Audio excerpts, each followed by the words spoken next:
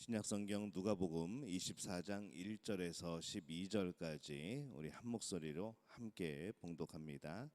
계명을 따라 안식일에 쉬더라. 안식 후 첫날 새벽이 이 여자들이 그 준비한 향품을 가지고 무덤에 가서 돌이 무덤에서 굴려 옮겨진 것을 보고 들어가니 주 예수의 시체가 보이지 아니하더라. 이로 인하여 근심할 때에 문득 찬란한 옷을 입은 두 사람이 곁에 섰는지라. 여자들이 두려워 얼굴을 땅에 대니 두 사람이 이르되 어찌하여 살아있는 자를 죽은 자 가운데서 찾느냐.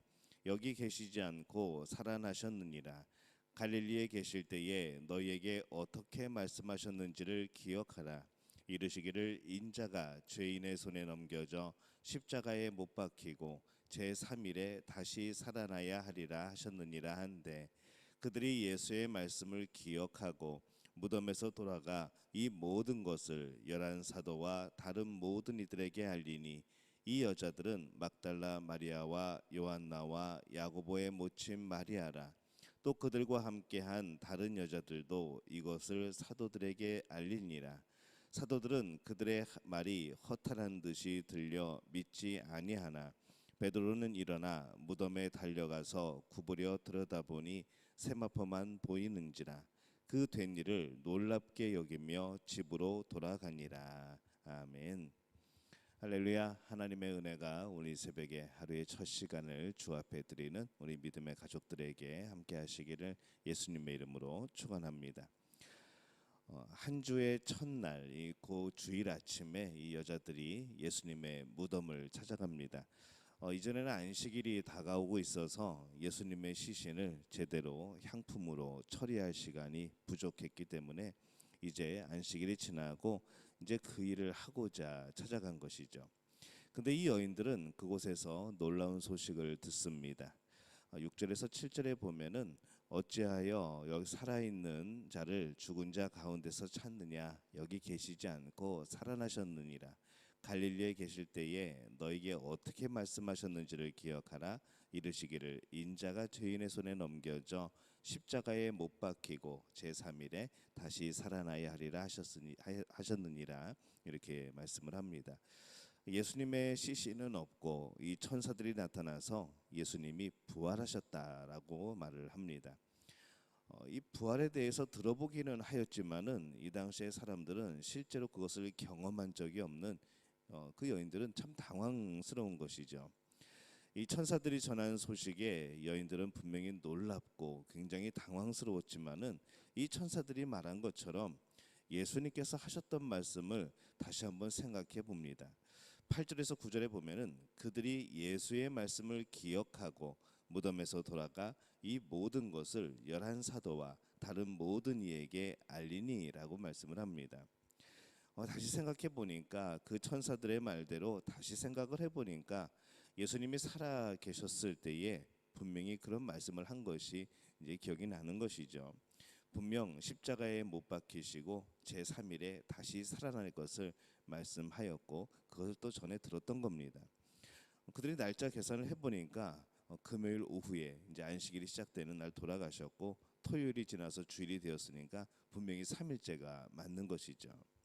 이전에 그 말씀을 들을 때에는 이게 도대체 무슨 말씀인가, 어떻게 죽은 자가 또 살아나는가 하는 그런 기억이었지만은 이해할 수 없는 그런 말씀이었지만은 그냥 지나쳐버린 그런 말씀이었지만은 이제서야 이 부활의 그 앞에서 그 말씀이 의미하는 것이 무엇인지를 깨닫게 된 것이죠.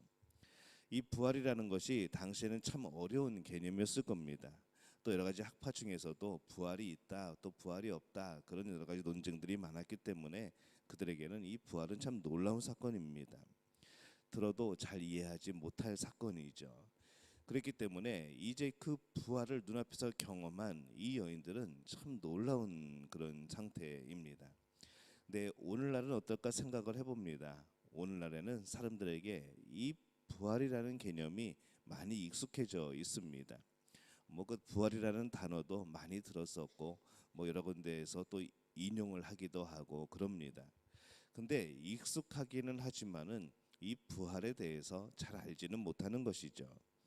우리가 이 마리아를 비롯한 여인들이 그들이 들었던 이 부활을 다시 기억하며 마음에 새기고 있는 것처럼 우리들도 이 부활의 의미를 늘 마음속에 다시 기억하고 늘 새겨나가는 그런 삶이 필요한 것이죠. 부활은 그냥 성경 속에서만 존재하는 예전의 이야기가 아니라 그 부활의 능력은 오늘을 살아가는 우리들의 또한 소망이 되어지기 때문에 그렇습니다. 복음은 십자가와 부활입니다. 죄로 십자가에서 내 죄가 모두 사하여지고 또 부활을 통하여서 이제 죄가 사해진 우리에게 영원한 생명이 들어오게 되는 것.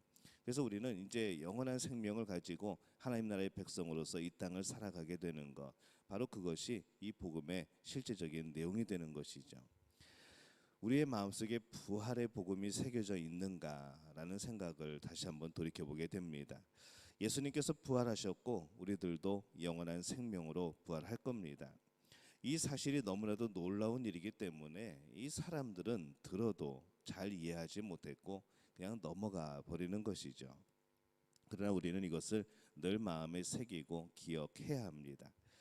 예수님의 부활 소식을 제일 먼저 접한 여인들이 한 걸음에 이 제자들에게 달려갑니다. 근데 이 소식을 들은 제자들의 반응이 어땠을까요? 막 기뻐하면서 환호성을 지르고 막 그렇게 했을까요? 오늘 성경 말씀에 보면은 11절에 보니까 사도들은 그들의 말이 허탄한 듯이 들려 믿지 아니하나 이렇게 기록을 합니다. 이 사도들은 그들이 하는 말, 그 예수님이 부활하셨다는 그 소식을 허탄한 말, 그냥 허공에 맴도는 그런 의미 없는 그런 말로 들었다는 것이죠. 그들 스스로가 이 말도 안 된다고 생각을 했던 겁니다. 어리석은 말이라고 생각을 했던 것이죠. 믿지 않았습니다. 저 여인들이 아마 헛것을 본 걸 거다라고 생각을 한 것 같습니다. 여인들이 귀신을 보고서 하는 말이든지 아니면은 뭔가 너무나도 바라고 소망하다 보니까 뭐 잘못된 그런 착각을 하였는지 그렇게 이제 제자들은 생각을 했던 것이죠. 우리들은 사도들이 이 예수님께서 부활하셨다라는 것을 정말 허탄하게 여기는 그 모습을 보면서 좀 의아해하기는 합니다.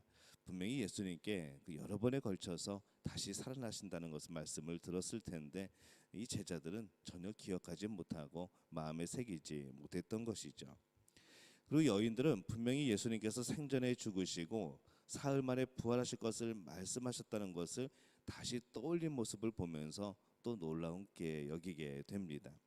천사들이 그들에게 상기시켰던 것처럼 이 제자들도 이제 그런 시간들이 다가오고 있는 것이죠. 그러나 그럼에도 불구하고 이 제자들은 지금 당장은 그것이 믿겨지지 않았습니다. 죽은 자가 살아난다는 것이 그들에게는 말도 안 된다고 생각을 했기 때문에 그렇습니다.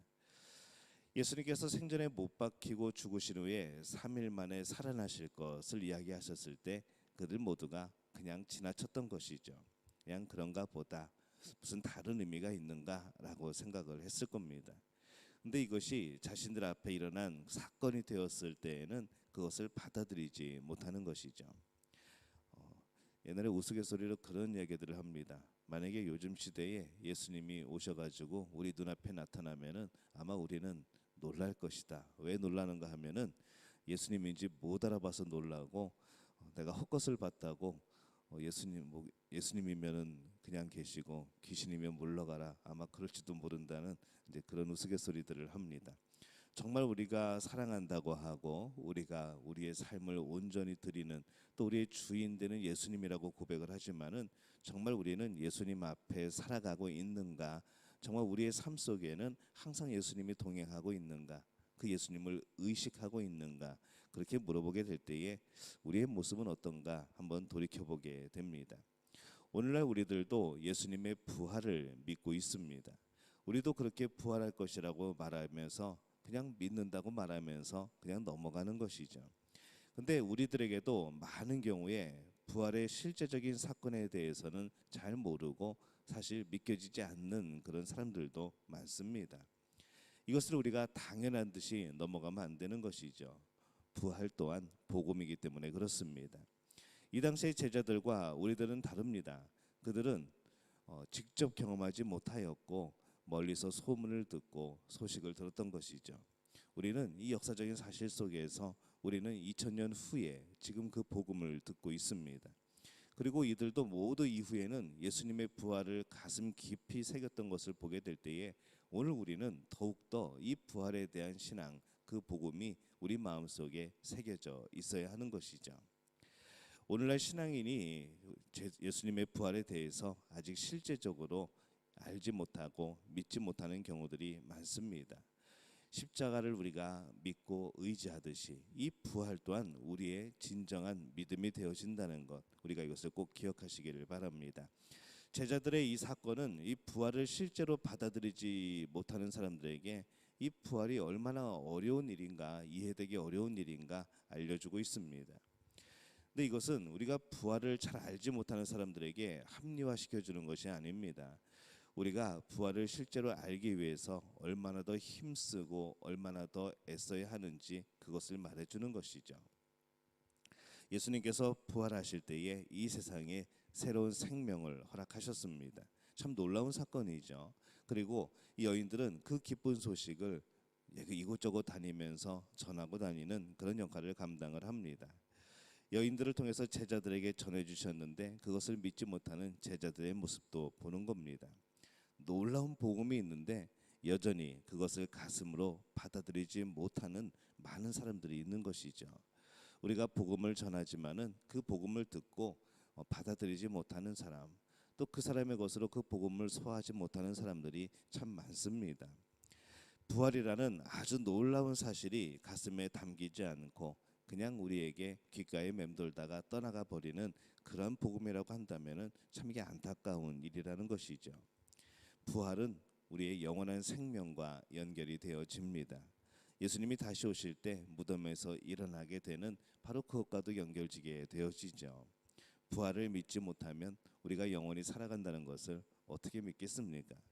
우리가 수없이 들었던 이 부활이 우리의 마음속에 또 우리의 생각 속에 그냥 맴돌다가 떠나가 버리는 그런 추상적인 개념이 아니라 이제 우리의 가슴을 뜨겁게 하는, 또 우리가 이 땅을 열심히 살아가는 또 그런 원동력이 되는 그런 복음이 되어질 수 있기를 바랍니다. 우리가 부활할 것이기에 영원한 생명이 이미 우리에게 주어졌기에 우리는 이 땅에서 우리의 아쉬움 없이 우리의 인생을 통하여서 하나님께 영광 돌리고 또 담대하게 살아갈 수 있는 그 힘이 되어지는 겁니다.